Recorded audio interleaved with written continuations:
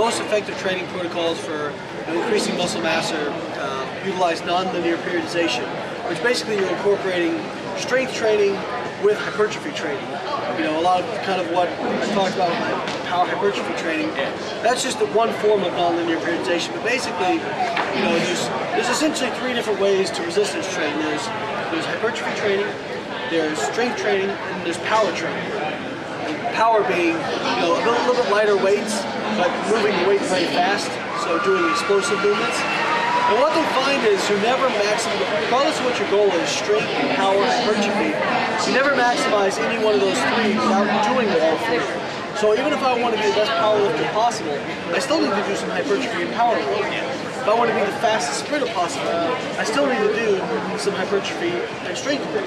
And so if I want to be the best bodybuilder possible, build the most muscle possible, I still need to do strength and power work. The difference is how you switch your priorities.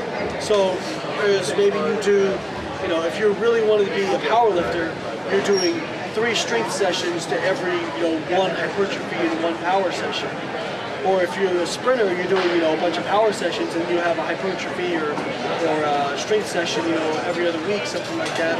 Or if you're trying to be a bodybuilder, you know, you do, you know, 2 sessions for every 1 strength session for hypertrophy.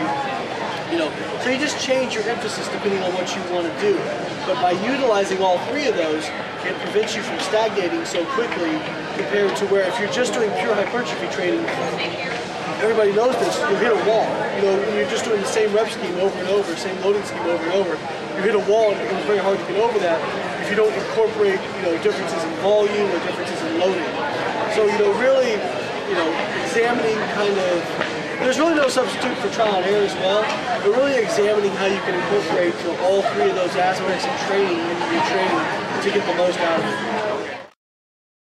There's a lot of guys that do IIFYM, they've gotten so